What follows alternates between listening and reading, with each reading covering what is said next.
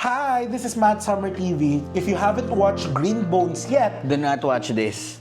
Huwag kayong tumambay dito at awayin at i-bash kami na dire-diretso na spoiler kayo kasi guys, this is a review video. We've warned you. okay, spoiler Alert!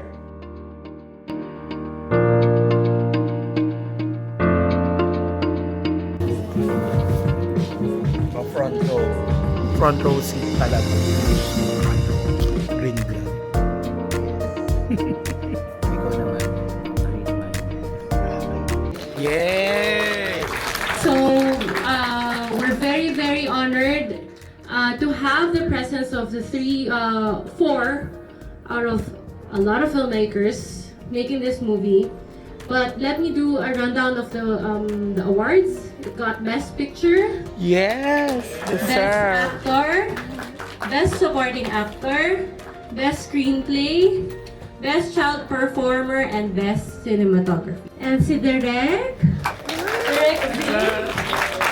Of course, our national artist for film and broadcast arts, Sir Ricky Lee. Hello po. Sabi ko kay Sir Ricky Lee Film Fest niya po. Kasi bukas din isang himala. Of course, award-winning Ange! Screenwriter, and then of course, the story by Sir JC Rubio. Ayan. Bones. But we're going to review the film and of course talk about Niebe in the end, 'di ba? Bilang tayo mga SB19 reactors tayo. So, unang-una best, may rating system tayo dito. Yung ibang mga reviewer dyan may 5-star, 4-star. Ibabalik ba natin yung pakak or Drag Race pala yun? Since Niebe ang ginamit na theme song, let's use Snowflakes. So we're going to rate it from 1. Is it a melting disappointment? Alam mo, may or tanong ako 5 dyan. out of 5 snowflakes? Pag nag-review ba tayo ng And the Breadwinner, is it 5 Bread. pandesals? Oo, pandesal. Anyway, going back, so it's of course 5 would be the highest and 1 would be the lowest. So let's get down to it. The overall film. Do you like the film? Oo, of course. Yes, sobrang natuwa ako kasi it's really different. It's not something, the storytelling number 1 is not the usual storytelling na parang you went through with the plot and then binigay sa'yo yung story one by one. I think in this film, we saw 2 perspectives. The perspective first of CO Correctional officer Javier, and then the PDL na si Dennis Trillo. Yun yung after, yun yung parang binigay nila yung 2 perspectives nila, which I guess really contributed to the goal of the creators of the film to humanize the characters. Kaya parang, it's not common. So, in that aspect, I really like na they tried to deliver something that's not normal and then they were able to execute it really well. Na parang naibigay nila yung gist of the story sa atin na, okay siya, ang galing ng pagkakagawa ng kwento. Also, it's not the common stories na nakikita natin in the sense na, meron kasing argument dito na pwedeng ilabas eh. People na deprived of liberty, do they still deserve a story? Deserve pa ba nating marinig ang story nila? Kasi, in our eyes, plain as day, criminal sila. True. Parang meron They need ka to na, pay something for what they've done. meron in the ka past, na agad judgment sa kanila, kanila. na the mere fact na narinig mo ay nasa kulungan, ay nagpunta sa kulungan. So in that sense, parang mapapaisip ka, dapat bang marinig ang kwento nila? True. Yung parang ganun. So yeah. Ako, It's not a common story. Since you talk about, di ba, 2 stories, natuwa ako na parang common theme dun sa pelikula nga, yung sino ba yung good guy, sino yung bad guy. Di ba? If we're going to look at plain view, of course, ang nakikita natin talaga, the correctional officer is the one who is facilitating the reformation. So, siya yung good guy. And of course, yung mga PDL natin, sila yung bad guy. Pero alam mo, because of the storytelling and the brilliant film na napanood natin, mapapatanong ka sino ka ba talaga sa kwento mo? 'Di ba? Lahat naman tayo main character sa sarili nating kwento good guy ka sa kwento mo. 'Di ba? May hugot ka. Ganun lahat 'di ba? Wala naman siguro magsasabi na mabuti akong tao lang. True. So parang yun yung nakakatuwa. So when it comes to the storytelling, napaka-brilliant. Ito nga best hindi ako nakaramdam ng any itch to go to the bathroom or tumingin ng phone ko. Ganon ka-masterful yung pagkakalatag ng Intense. kwento. Ito yung pelikula na hindi kailangan ng pakulo, hindi kailangan ng jump scare, hindi kailangan ng matinding hanging slow burn for you to be engaged. You're engaged from the very beginning Sa kwento nila. until the end. So I think yun yung parang ibibigay ko dito sa Green Bones, no? There are dramas na parang, I can skip the first part. I can skip some of the scenes. Pero dito sa Green Bones, wala akong tatanggalin. Hindi pwede. Hindi ka rin pwede magtanggal because if you augment something, it will make the narrative different. Or kasi kaya siguro yun din yung binanggit dun sa interview natin. Ay yung nangyaring Q&A with the creators na parang if you remove something, parang tinanggalan mo kasi ng kwento or binawasan mo yung pag-humanize dun sa characters in which ang goal nila is it's a story within a story na parang sabi ko, oo nga no, lahat ng karakter, there's a piece of them na alam mo. So parang it's nice na hindi ka nag-long for a character na ano ka nangyari kay ganito? You know na ang ganda ng backstories nila na parang you know why they're here. It makes sense. It makes sense, no? And of course, parang ang may nabanggit dun sa Q&A, dun po sa inattenda namin sa Cinema 76, na this could have been one of the best ensemble in recent memory. Tindi ng casting. Meaning yung casting, sabi mo nga, Blake, di ba?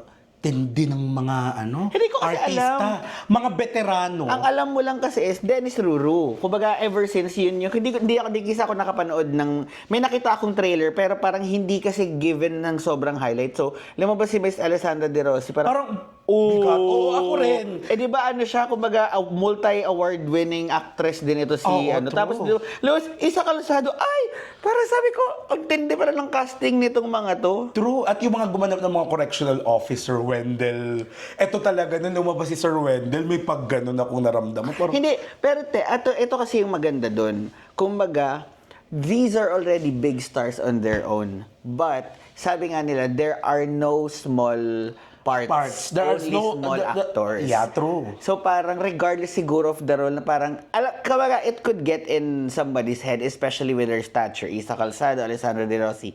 But I guess what they've realized is I can make my part stand out no matter what because that's the artist that I am. Ito na nga yung medyo parang nabilib ako sa pelikulang to. Even the animal performer, Oreo or si Muning, nag-stand out din yung pusa. Pati yung chief ng si Michael sino nga itong De Mesa. Michael De Mesa. Parang ang bigat nung casting nila na parang hindi pala to pucho-pucho kasi people would think na ang nakaharap lang sa poster and yung madalas nating kilala of course yung prominent characters si Dennis Trillo and si Ruru Madrid pero ni-reveal nila yung story without taking away doon sa main characters na malaki din yung stars pero may relevance yung artists na yun dun sa part. Alam mo, totoo yan, no? Kaya ako nasabing best ensemble. And I'm very sorry to all of you. But although, of course, I'm aware of Ruru Madrid, hindi ko alam yung capacity niya as an actor. And when May question ako. Have you ever, ikaw lang naman, kumaga, have you ever thought, kumbaga na-box ka ba sa Lolong? Hindi, oo. Parang nabaksa ko sa mga teleserye niya na parang doon ko na-realize na ito nung nakita ko yung mga artista, parang, my God, will Ruru be able to deliver? But you know what? He's a revelation.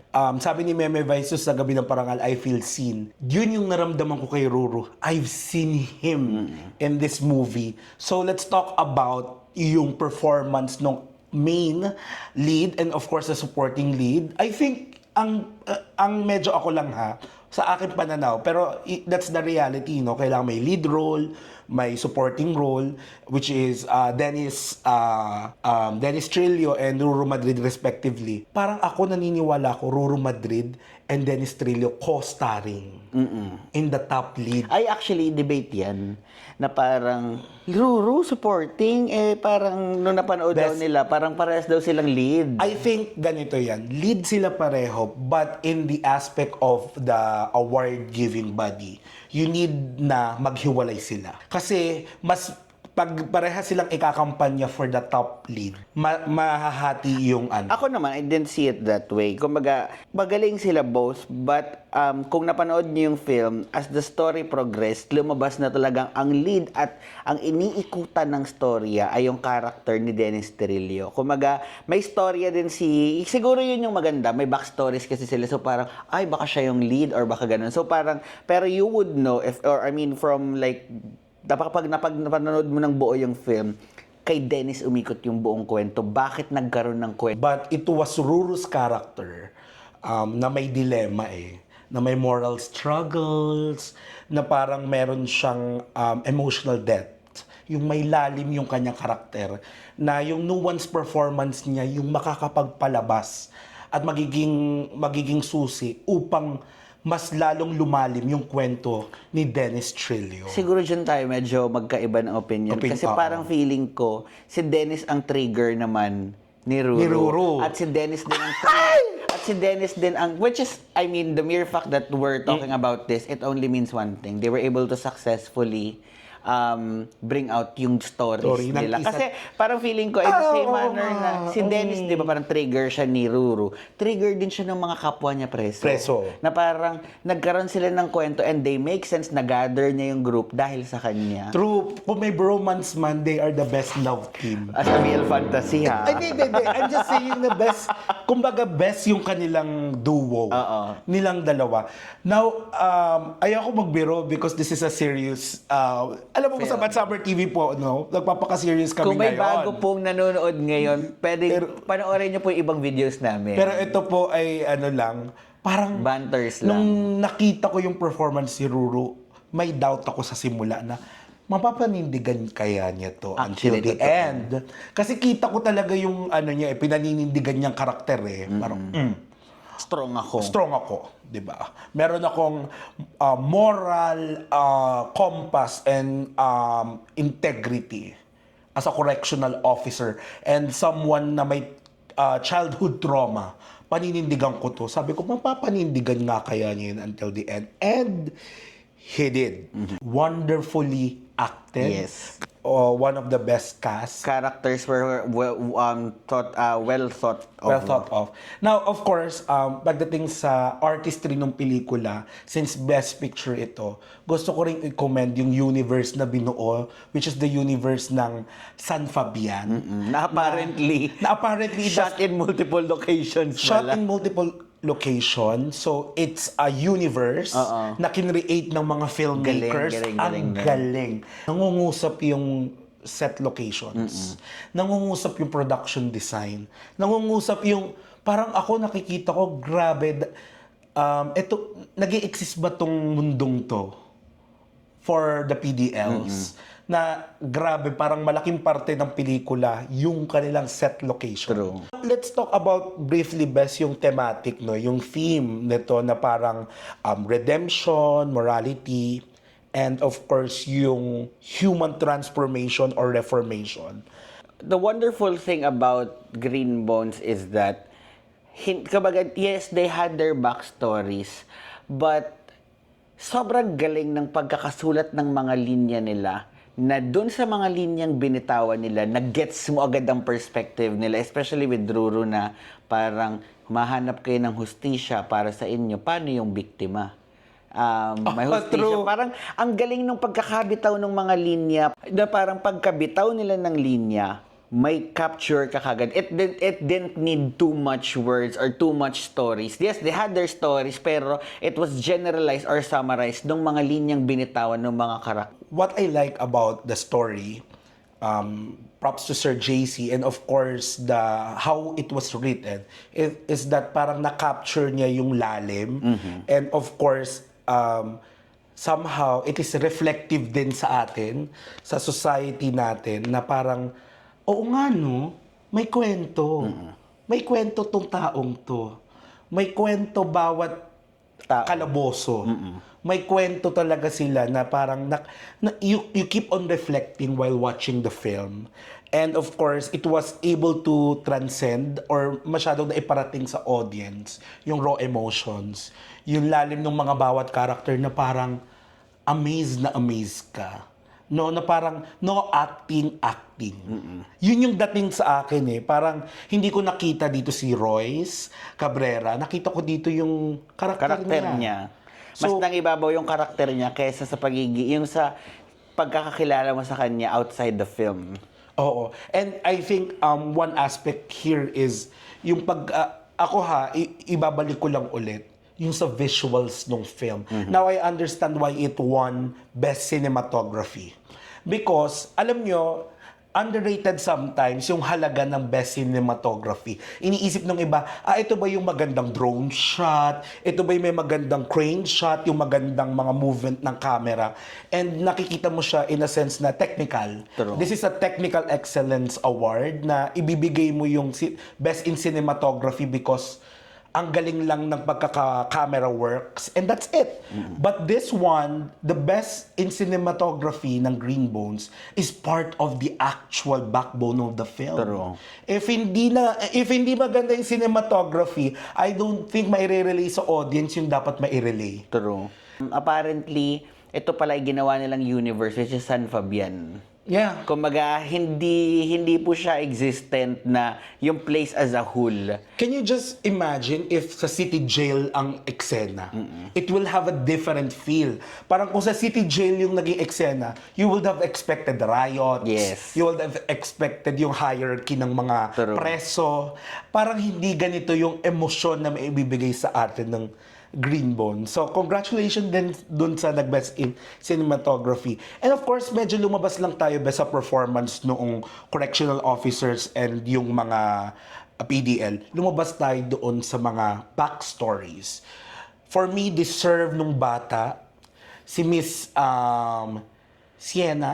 Sienna. Oo. Correct us if we're wrong ha. Si Miss Sienna Stevens, yung bata. Even the adult eh. The teenage Sofia Pablo. I think, Yeah, Sofia Pablo. Parang grabe, ang galing ng bata. I don't know kung paano niya na-master yung pag-deliver ng sign language, but it was convincing. Kumbaga, hindi, parang as an artist siguro, parang, di ba parang nakakatulong yung delivery ng linya natin. Pero paano mo i-deliver yung emosyon na sign language siya na kumbaga oo, mayroong anong tawag dito, may captions. Pero yung action niya itself spoke her emotions so much na ang galing ng bata, nangungusap yung mata niya, even yung mangiyak niya, lalo nung takot siya, alam mong takot siya. Nung masaya siya, parang talagang nangusap yung mata niya in a manner na may magsaspark sa'yo na shit, nakakatuwa, na may joy yung batang ipinakita. And at the same time, pinakita talaga yung takot niya. Oh, true. Galing nung Ang galing ng bata. And even the teenage version Ruth. Congratulations din kasi backstory. And even Alessandra De Rossi and Isa Calzado. Classic si Alessandra De Rossi. Nung sinabi niyang, kukulong mo ko? Parang, kilala mo siya, yung backstory kasi niya is, di ba, yung parang, siya yung kumupkop doon sa bata. Pero, alam mo yung soft side niya. Pero, she stood up when she had to para dun sa bata na, asan si Domingo? Domingo ba yung pagkakatawag niya? Or hindi ko alam kung Si Dom. Asan si Dom? Ha? Buhay pa ba siya? Buhay pa ba si Dom? Alam mo, parang basta wag niya lang yung bata. Alam mo, Galing ni Miss Alessandra I don't De know Rossi. I don't know direct Zig ha, if may instruction ka sa mga actors mo na gusto ko mag-deliver kayo ng lines as if you are the character itself. Sometimes kasi parang you need to deliver the lines for the movie. You need to deliver the lines for the TV, for the theater. Pero ito parang, hindi. parang alam mo best, parang borderline indie. No acting. True. But, hindi mo rin masasabi na lazy acting. True. Yun yung nakakatuwa. Effortless yung kay Miss Kasi, Alessandra De Rossi. If hindi sobra. magaling yung artista, it's lazy acting. True. Yung parang, you're not giving assist. But grabe, yung parang may emosyon na, kukulong mo ko. Effortless, kumbaga. So, the overall impact of these technicalities are good. Now, of course, Bes, yung papasok na tayo, we're talking na, no? Marami magtataka, bakit niebe? Ibig sabihin ng niebe, snow. Wala namang snow sa Pinas. Wala namang snow sa San Fabian. Pero alam mo, totoo nga, no, na may doubt sa umpisa, pero nung pumasok na, when Ken started singing, kasi nung pumasok yung karakter ni Dennis, yung perspective niya, meron na yung hu, yung the starting of the song, yung starting melody of the song. And then in the end, nung matatapos na, pumasok na yung pag-awit ng niebe. Parang ako, it complemented the film. You know why? I think, di ba parang Direct Zig, no, it was not Direct Zig that mentioned this. Si Sir JC. Sir JC mentioned na when he met Pablo at nakakausap niya si Pablo, parang sabi niya, Pablo wrote it differently. Hindi siya intended for that this. scene. Yeah. And ginamit siya ng The Green Bones in a different manner as well. Pero you know what? There were 2 scenes na ginamit yung niebe. Those scenes were scenes of hope. True. So, ibig sabihin, alam mo ang general meaning kasi talaga, kumbaga, madami tayong interpretations ng niebe, which is good. In a way, Pablo is a very successful writer kasi na, kumbaga, kahit na anong interpretation mo sa kanta, andun yung underlying general na parang ito yung gusto kong ibigay, i-evoke na emotion. And it was successfully evoked sa film. Number 1, nung nakita niya yung bata, nung bata pa. Yeah. And then nung pangalawa sila nagkita na parang it will break you down pag nakita mong nagkita si Dennis Trillo at yung bata. Even nung first, parang napukaw talaga yung damdamin ko. Tapos nung dulo na parang Dun sa may sa may beach. eksena sa beach, and of course the Tree of Hope. Yung Tree of Hope na after. Parang it's clear na even though yun kasi ang kagandahan sa songwriting, yun yung tawag dito, the master of song. That is the magic of songs, no? Yung parang sabi nga nag-swak. Kasi parang niebe, parang ang nakikita ko dito is naipakita dito yung side ni Dennis Trillo, ni Dom, at saka ng bata. Nandun yung purity True. ng character. Nandito yung parang goodness. Nandito yung parang it really aligned well. Tsaka kumbaga ako, the song, piniganya yung character ni Dennis. Kasi yung isa rin niya ni Dennis is parang hindi ako masama akong tao. Pero yung song, kumbaga, the story itself could have easily squeezed out yung kabaitan ni Dennis. Kasi parang ang story kasi ni Green Bones is pag may nakita kang green na buto sa tao, ibig sabihin may kabaitan.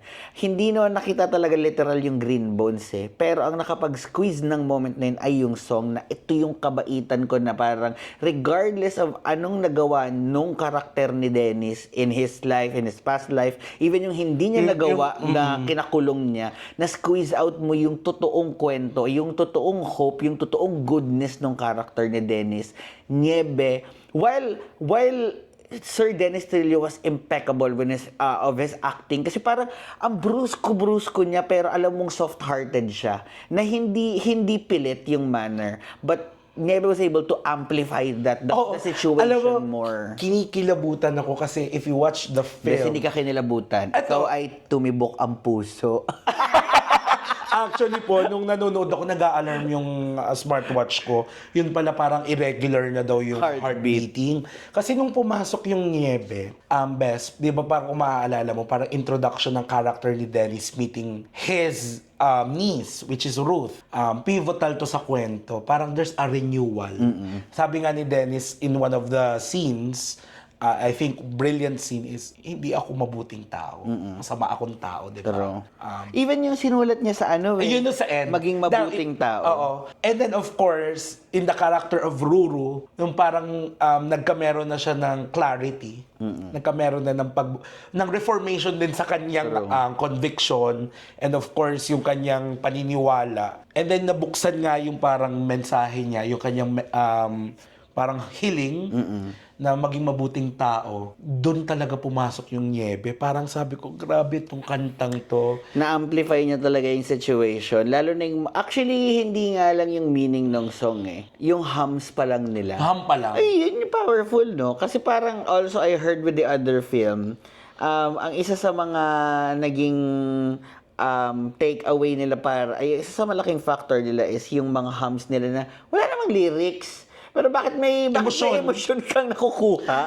True. And alam mo, nabanggit din ni Sir JC, who is the one who created the story, who has the story of pitch this. Pitch the story. Sabi niya is that parang alam niya as an 18 na underrated Yes, ang and Niebe. proud 18 siya. si Sir JC. Yun yung nakakatuwa. Underrated yung Niebe. But Kasi, to give you context, Matt was apologetic nung unang pagpasok niya in the sense na baka kasi it was a serious Q&A.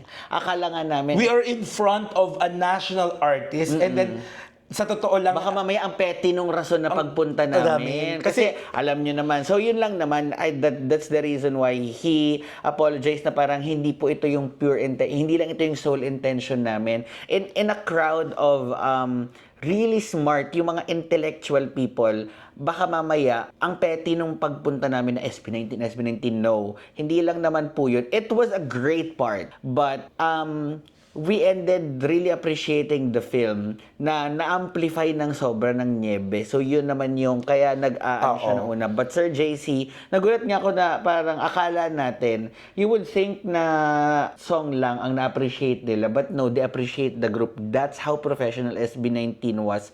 And I'm also a content creator reacting to SB19. Huwag niyo po akong husgahan, pero naging una po sa listahan ko ang Green Bones kasi Niebe. But now, kanina pa nagpapalpitate po yung puso ko, yung nag-a-alarm yung yung smartwatch ko kasi sumasobra na daw po yung heartbeat ko. And second po, pasensya na po as an 18 about kung bakit Niebe. Yung na-research namin yung Niebe sa unang hum pa lang nung ganyan. Ano na kami? In love na kami sa kanya. So, thanks to JC, hindi niya binitiwan. Si JC talaga ang aming SB19. Ay, Carlo. In the house. So, hindi niya talaga binitiwan yun. And we're very grateful to JC, to SB19. Dahil, I think it really fit siguro that. If we could just add lang din po, yes, we're part of the fandom, but ang bottom line namin is to really support yung pelikulang Pilipino kasi we don't want people to go to the cinemas just because they belong to a fandom or they like to support a certain cause. At the end of the day, pelikulang Pilipino is yung talento ng Pilipino sa paggawa, yung sa pag-acting. Kaya kagabi, nagrarally talaga kami na Green Bones, bahala. Yun po. Pero yes, we're part of the fandom but we strongly advocate to support pelikulang Pilipino po. Yan lang po. First of all, yung sinasabi niya, huwag ko siyang i-judge na 18 siya. Hindi tayo judge kasi 18 na rin ako. After doing coordination for this song, mas naiintindihan ko yung pinanggagalingan ng SB19. In fact, in journalist, balik na naman kami sa tanong, yung journalism, hanggang sa kanta, nagpapaka-researcher ako.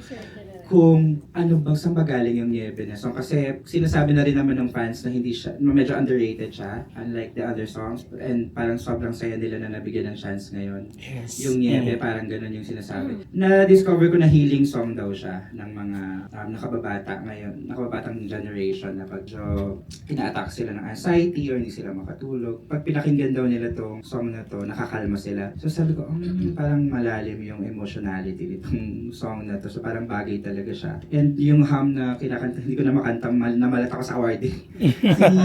Yung hinaham ni Miss Ange kanina, na-imagine namin agad yung Tree of Hope. Parang nai-imagine namin yung Tree of Hope dun sa Ham na yun. Katulad nung concept na hindi ako iniwan ng concept ng Green Bones, cremation, ganyan. Parang ganun din siya. Hindi na kami iniwan ng kanta. And nung nag-coordinate na ako sa SB90, sobrang helpful sila. Hindi naman kaila sa inyo na yung isang song din nila kasi is also a theme song ng isa pang pelikula. So, naging yung process naman medyo matagal lang pero very cooperative naman sila. And nakilala ko personally si Pablo to ask him kung ba't niya na-compose yung kanta. So, na-amaze sila kasi hindi exactly the same yung pinanggalingan ni Pablo and yung kung paano ginamit sa movie. Pero na-amaze sila style nung premiere night na nag-match siya bigla. Parang pwede pala yun na mailapat siya sa isang panibagong kwento. Yun. So, very happy. When they were working with them, kasi yun yung sabi ni Sir JC. It's a long process. Hindi ako nahirapan Oo. sa SB19. Pero alam mo, gusto ko lang sabihin din, Bes, na parang, ito lagi namin sinasabi sa mga live stream namin, no? There was a time, I think, I dare say, the golden era wherein yung mga title ng pelikula was the song. 'Di ba? Kailangan kita, 'di ba? Parang dahil mahal na mahal kita. Yung mga title ng pelikula was from OPM songs. Even yung mga ni-revive na mga English songs into OPM, I think this is the right time also to explore the possibility of a future and more collaboration with Philippine music and film industry. Sa pangunguna ng SB19. Kasi alam mo, napakagandang storytelling din ng kanta. 'Di ba? Parang it does not only complemented the film, but it also is another way of telling a story. And Niebe did deliver that.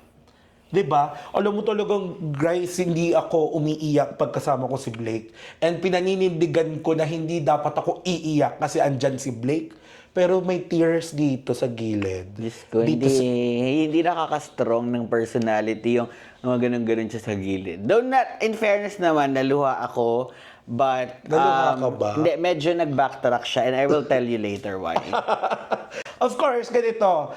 Siyempre sa Bad Summer TV, nandito sila para sa chika. At may mga kontrobersiya din naman dito. Disclaimer lang, ito po ay honest on our take. And of course, nagbasa rin kami ng ilang mga haka-haka online. And of course, ang isa sa I think even though nakuha nila yung most of the major awards, may shock. May shock na result that Direk Zig didn't win Best Director. Although nanalo itong pelikula as Best Picture. Sabi nga ni Sir O.G. Diaz na parang, ano yun, Best? Nagustuhan mo yung kare-kare, pero hindi mo nagustuhan yung nagluto. Ang na-appreciate mo yung kare-kare, pero hindi mo in-appreciate yung nagluto ng kare-kare. Kare-kare. Ito ha. Hindi ako kumakain ng kare-kare. Oo. So, kaldereta ang gusto ko. Charot. Oo. Hindi, alam mo, maraming nang bash kay Sir O.G. Diaz na sinasabi na, sorry for the term, tanga ka ba? Parang binas siya. Pero no, I understand where he's coming from eh. Oo, nangyayari yan even in Hollywood na mananalong Best Picture but hindi mananalo sa Best in Directing. Kasi parang pwede namang Best Picture siya pero hindi groundbreaking yung directing style. Or kumbaga, sa 10 pelikulang naglalaban at hindi pa namin napapanood yung majority or all the films, aside from Green Bones, baka nga may nag-stand out na director, 'di ba? So it happens. But I would like to say to all of you, alisin natin yung mga award. Napaka-pivotal ng naging role ni Direk Zig. Grabe siya nung yung nandun kami sa Q&A, doon ko napagtanto na kaya may ganitong reaction eh. Iba yung involvement ng direktor sa Green Bones. For me, parang the way Sir Zig Dulay creates his films with Firefly last year winning, parang feeling ko si Sir Zig hindi lang siya pivotal eh. He's bound to change the way we see films. His mind is so creative and it's so wonderful na parang na with the right inspiration siguro, makakapag-develop pa to si Sir Zig ng mas marami pang concepts and never before seen films talaga. Kasi, totoo naman, kailan mo nakita ang PDL na, kumbaga usually yung nakikita mo sa presinto ay Sa city bugbogan, jail, away. may hierarchy. Pero yung craft niya nang nagawa ito, alam mong may magagawa pa siya at you would see. Kumbaga ako, I side with Sir OG Diaz, hindi lang dahil sa best in screenplay pero kasi merong best actor, may best supporting actor, may best child actor. So, the way that those artists are good on their own.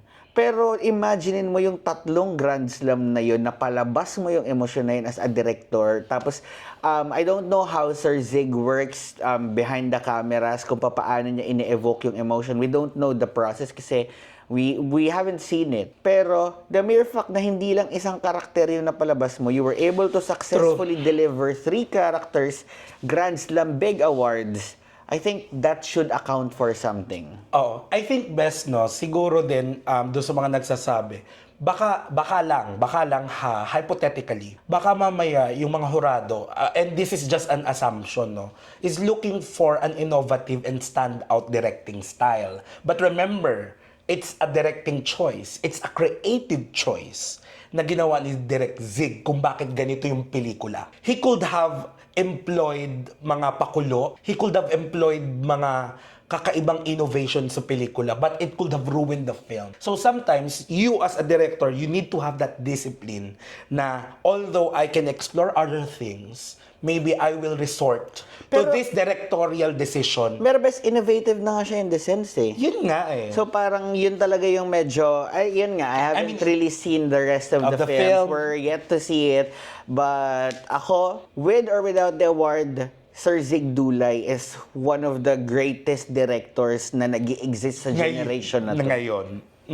So, Direk Zig, I mean, I'm amazed. And congratulations for... And Direk Zig, this is not to kiss anyone's A. Pero Sir Zig, baka naman may acting ka dyan. True. Pag kailangan mo ng Mga dalawang chismosa. chismosa, Dito nandun naman kami, Sir Zig. Charot. So next sa next na MMFF mo, Kung kailangan mo ng chismosa, Sir Zig. Oo. best in chismis kami. Tapos, sige na, magpapakakadal na kami. Cringe na ako sa atin. Oo. Pero alam mo, Blake, ang gusto ko lang talagang sabihin na pag kasi director ka, you are the captain of the ship eh. You are captain of the production. You are, kung ano yung lumalabas sa screen na napanood natin, pumasa yan sa pamantayan ng director. So tama ka doon eh. Kaya talaga tinanong rin ni Sir OG Diaz na nasarapan ka talaga sa kare-kare or kaldereta, in your case. Pero yung nagluto, hindi... Saka si OG Diaz, ang tagal-tagal na sa industriya nun. For sure, Sir OG Diaz has seen a bunch of films already. Para siya magkaroon ng ganitong opinion, it means something. True. It's a masterpiece. Tawag dito, plainly to say. Now, of course, Bes, ako sa Mad Summer TV, hindi po ito Mad Summer TV kung wala kaming puna. Na parang... Perfect kasi kami. Charot!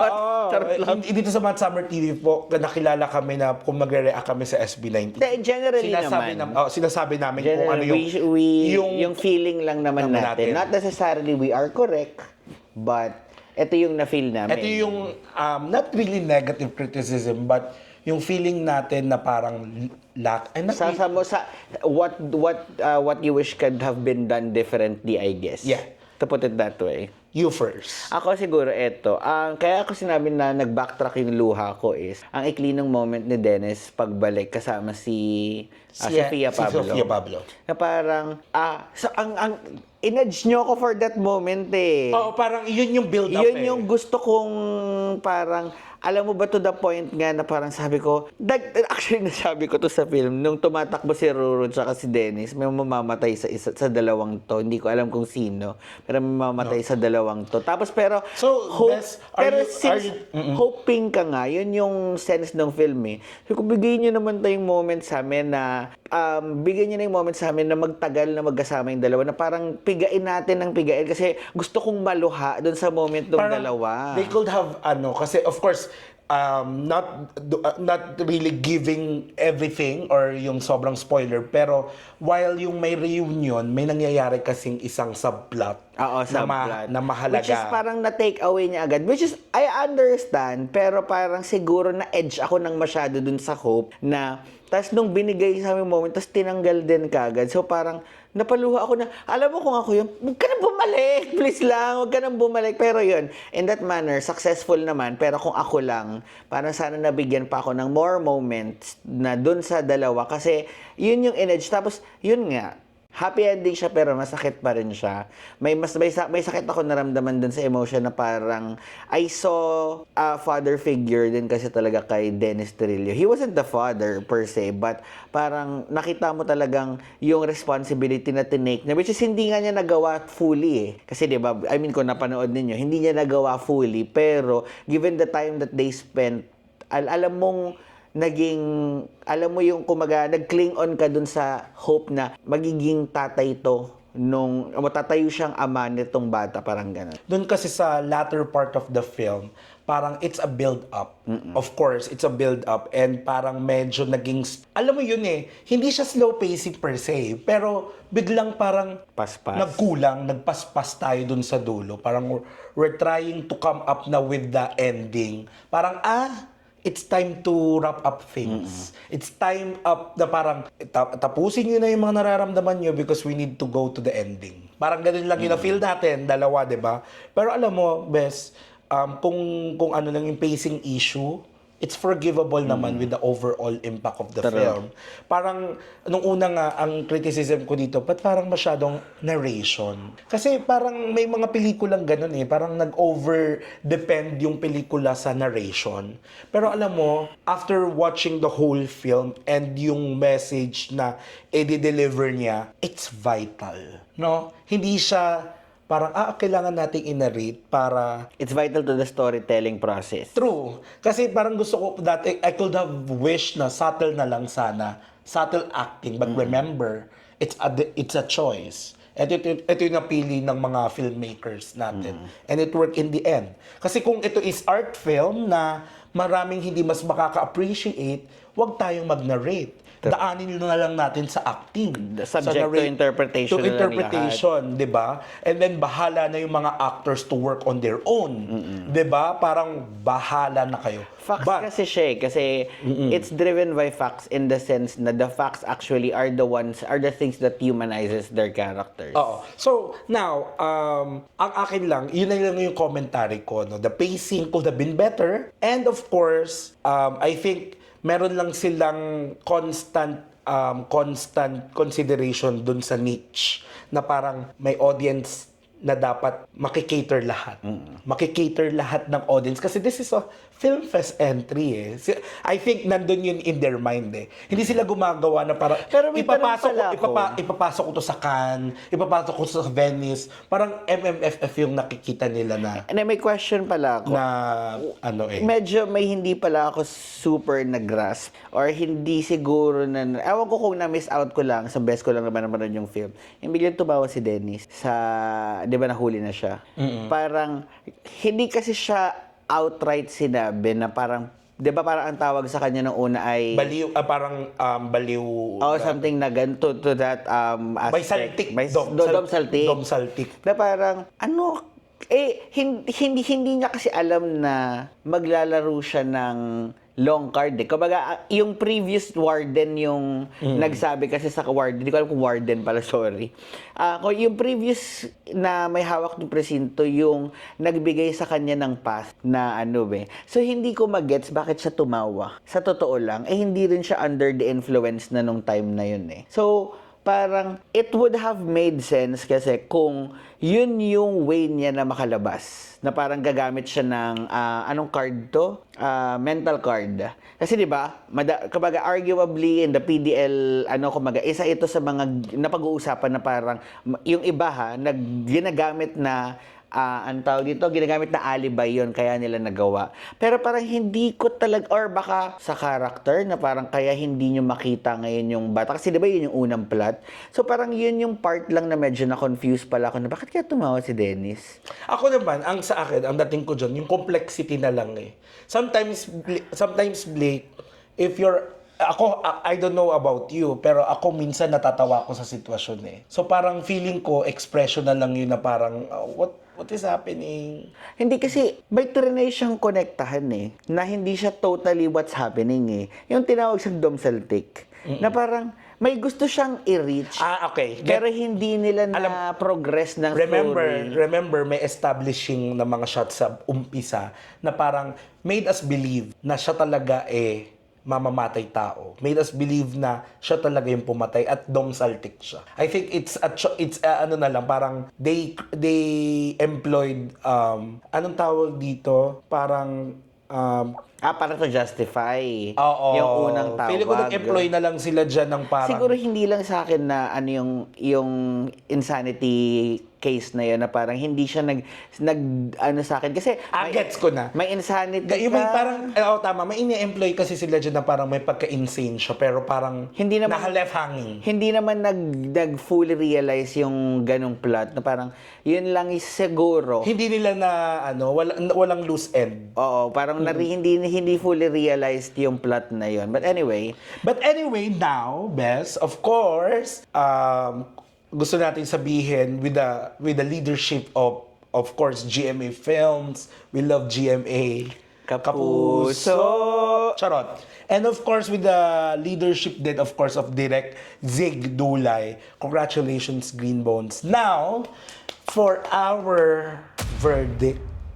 ikaw mali-mali ka. Ano akala ko snowflakes? Wait lang, Bes. Okay. Late reiteration yan. Okay. How many snowflakes would you give? 1 snowflake is a melting disappointment. 2 snowflake needs improvement or in execution or storytelling. 3 snowflake good but could have been more impactful. 4 snowflakes will mean strong film with minor flaws. And of course, 5 snowflakes, a cinematic masterpiece. How would you rate it? Ako muna. Wala ba itong mga 0.5s? Kasi Pwede tipo, naman. Ako magpo-point ako. it's a 4.7 snowflakes out of 5. Ako 4.8. Yung point ko yung ano lang. Yun lang sa pacing.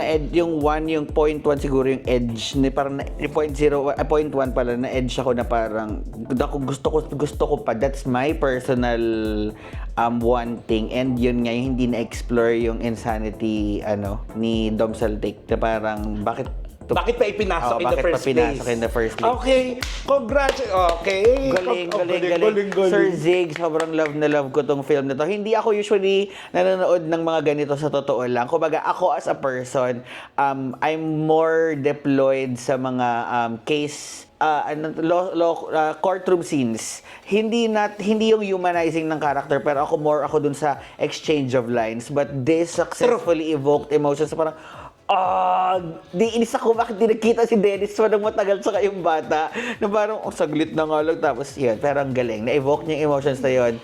From now on, parang interesado na ako sa mas maraming mga ganitong kind of films. Thank you. Oh, and finally, of course, we saw a film tackling about tawag dito yung criminal justice system without actually Intending. seeing a courtroom scene. Yeah. Ang galing! And of course, bottom end talaga nito. And gusto namin ipaabot sa inyo yung nagkausap kami with Sir Zig and Sir JC, Ma'am Ange and Sir Ricky. Gusto talaga nilang ipaabot. Salamat sa 18. Kasi, number 1, ang laki ng naitulong ng fandom natin sa pagkakaroon ng mas maraming cinemas. Hindi yun yung intention nila na gamitin ng SB19 or ang 18 for the sake of that. Actually, hindi madalas na nagka-come into conversation unless itanong. Though vital siya, parang ang galing na nakafocus talaga. Kumaga yung mga nakafocus sila na mention si SB19, pero yung hindi lang yun yung intention. Hindi ganun ang intention ng creators, and you can genuinely feel it from them. Pero the role that 18 played in this is nagkaroon ng from ilang cinemas to now 120 and more pa, kasi there's a word of mouth, and you know as 18, napaka-powerful natin dyan. So gusto nilang ipaabot yung pasasalamat, plus sobrang bait daw ng fandom natin. No, sabi ni Sir JC. And last na lang pala, thank you sa 18s kasi nung mga panahon na konti lang yung cinemas namin, hindi kayo tumigil sa X2. Yes. Really rally for us. Yes. So tama naman, not just running for the song, but now you see, Oo, talagang grabe sila nagpa-trend. world trend.